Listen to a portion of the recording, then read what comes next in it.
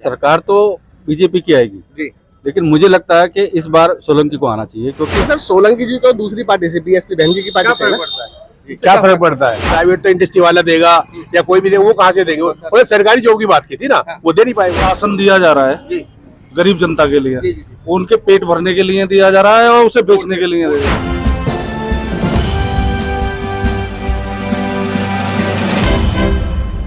नमस्कार दोस्तों, मेरा नाम है विजेंद्र सिंह। आप देख रहे हैं जनता की तराजू।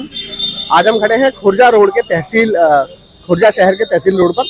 हम ले रहे हैं जनता की राय 2024 में किसकी बनाने वाली है सरकार और क्यों। हाँ सर, क्या लगता है 2024 में किसकी सरकार और क्यों?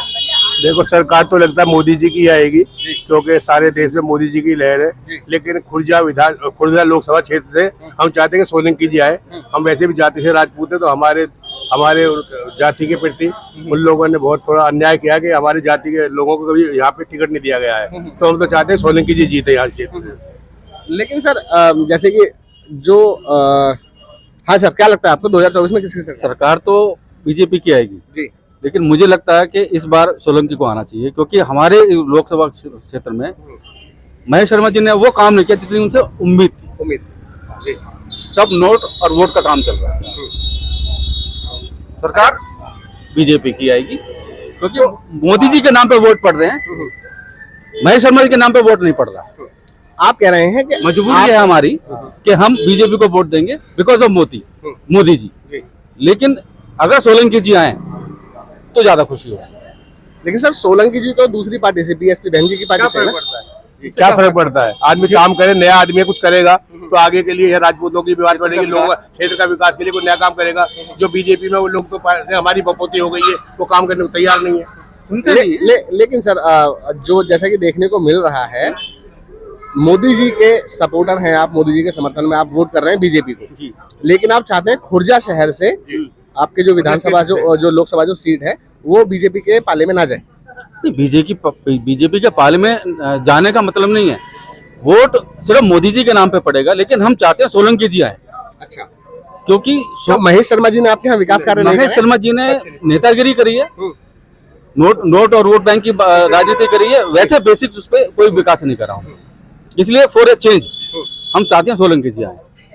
व्यापारी क्या लगता है, क्या महेश शर्मा जी को भी जमीनी स्तर पर काम करने की जरूरत है? बिल्कुल है, जबकि मोदी जी तो हर जगह जमीनी स्तर पर देखने को मिलते ही रहते हैं। जितना मोदी जी जमीनी स्तर पे काम करते हैं, जितना कार्यकर्ता उनके समक्ष में बात करते हैं, क्या महेश शर्मा जी करते हैं? उनके एमपी नहीं करते। क्या उनके एमपी करते हैं? उनके पास कोई शिकायत लेके जाओ, हाँ जी कंधे पे हाथ रखते हैं, पीछे कुछ नहीं होता। इसलिए आम जनता, खास तौर पे जो ठाकुर समाज है, वो महेश शर्मा जी को पसंद नहीं करता। तो आप कह रहे हैं कि इस बार खुर्जा लोकसभा सीट से ज्यादातर ठाकुरों की जो वोट रहेंगे वो सोलंकी जी को जाएंगे, बसपा बहन जी की पार्टी के लिए। बहन जी की पार्टी को, बहन जी की पार्टी के लिए मान लिया। तो क्या जो बहन जी की जो पार्टी के जो कैंडिडेट हैं, उनका जो बैकग्राउंड जो रहा है, जो पुरानी जो उनकी हिस्ट्री रही है, उसमें क्या रहा है? उसमें उन्होंने समाज कल्याण के कुछ कार्य किए हैं। ईमानदार छवि है उनकी, और बसपा से पहले वो विधायक भी रहे तो उन्होंने अच्छे काम किए हैं। ठीक है, अच्छे है उनके, कांग्रेस से थे वो विधायक, अच्छी उनकी छवि है, ऐसे कोई दिक्कत नहीं है, अच्छा काम करते हैं, समाज के लिए काम किए हैं उन्होंने, और आज भी उनकी छवि साफ सुथरी है, तभी तो लोग उनके साथ लगे हुए हैं। क्या कहते हैं सर, जो पुरानी जो उनकी हिस्ट्री रही है सोलंकी साहब की, वो कैसी रही है? अगर हिस्ट्री देखा जाए तो हिस्ट्री तो महेश शर्मा की भी बेकार नहीं है, लेकिन विकास वाली बात है ना, सबका साथ सबका विकास। किसका साथ और किसका विकास किया महेश शर्मा जी ने, बताइए। लेकिन सर अगर बीजेपी पार्टी में देखा जाए, अगर एक आप अनुपात निकालेंगे तो सिर्फ राजपूतों के लिए जो टिकट और जो सीट की बात करते हैं, तो वो सिर्फ 28 से 30% देखने को मिलती है। फर्क तो 2% का भी फर्क पड़ता है ना। अगर हम मैं तो सर ऑल ओवर इंडिया की बात कर रहा हूँ। अगर बीजेपी क्षेत्र की बात, अगर बीजेपी में देखा जाए तो ज्यादातर जो टिकटें मिली है, जो सीट मिली है, वो सिर्फ 28 से 30% ही देखने को मिलती है। व्यापारिक वर्ग भी तो परेशान है ना। हाँ जी, बीजेपी की नीतियों से व्यापारिक वर्ग भी तो परेशान है। जैसे कि कौन कौन सी नीति है सर? जैसे जीएसटी का बोल लेके मध्यम वर्ग के व्यापारियों के लिए क्या किया है, एक भी काम बता दें क्या किया। सर जनता तो बताती है कि जो जीएसटी था वो मोदी जी का एक मास्टर स्ट्रोक था। नहीं, आम जनता के लिए है, लेकिन जो मध्यम वर्गीय व्यापारी है वो तो भुगत रहा है ना, उसको क्या छूट मिली है, उसके लिए क्या गारंटी दे रहे हैं मोदी जी, बताइए। जो व्यापार बंद रहा, क्या उसके इलेक्ट्रिकल बिल माफ हुए, क्या पानी का बिल माफ हुआ, क्या उसका बैंक कर्ज माफ हुआ, क्या बैंक को किस्त जाने वाली थी उसका इंटरेस्ट माफ हुआ। मैं मध्यम वर्ग के व्यापारी की बात कर रहा हूँ। लोअर क्लास का तो उन्होंने राशन भी बांटा, सब कुछ बांटा, हम तो उस कैटेगरी में भी नहीं आते थे।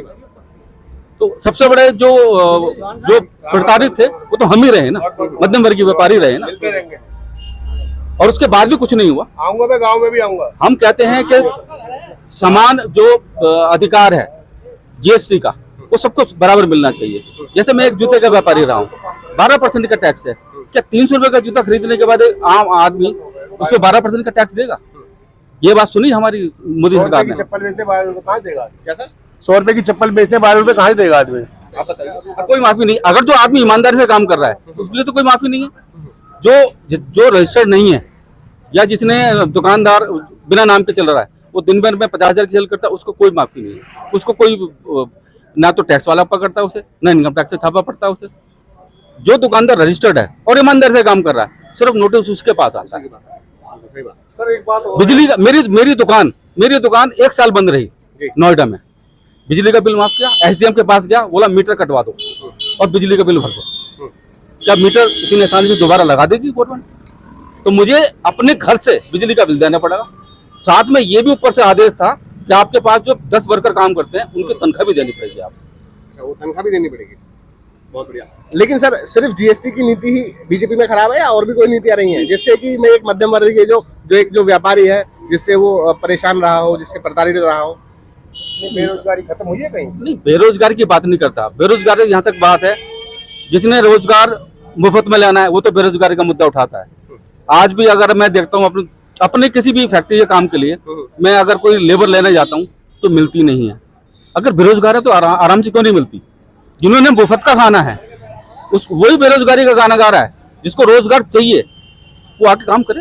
क्या लगता है सर बेरोजगारी मुद्दा है भाई? जो लेबर बैठी है लेबर के लिए तो काम है, बाकी वैसे कहा जो पढ़े लिखे लोग उनके लिए कहाँ काम जगह है? सारा तकनीक हो गया, सारा तकनीकी रूप ले लिया सारे सिस्टम ने, हर जगह कंप्यूटर आ गया, हर जगह तकनीक बढ़ती जा रही है, तो आदमी का मैनुअल कहाँ रह गया है? तो इसलिए बेरोजगारी तो बढ़ती जा रही है ना जी। सर क्या लगता है अगर सरकार रोजगार के ऊपर बात करे तो कौन से रोजगार की बात करेगी? प्राइवेट, लिमिटेड या सरकारी?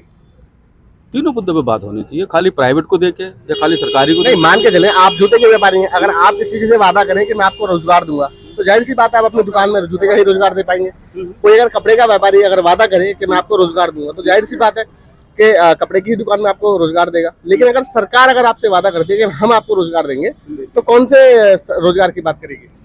उनको तो हर क्षेत्र में सोचना पड़ेगा। जो स्किल्ड हैं, अनस्किल्ड हैं या रो हैं, उस हिसाब से कैटेगरी बनानी पड़ेगी। हाँ, वो तो सर ऑलरेडी बनी हुई है, स्किल्ड, अनस्किल्ड और एक अपर लेवल वाले।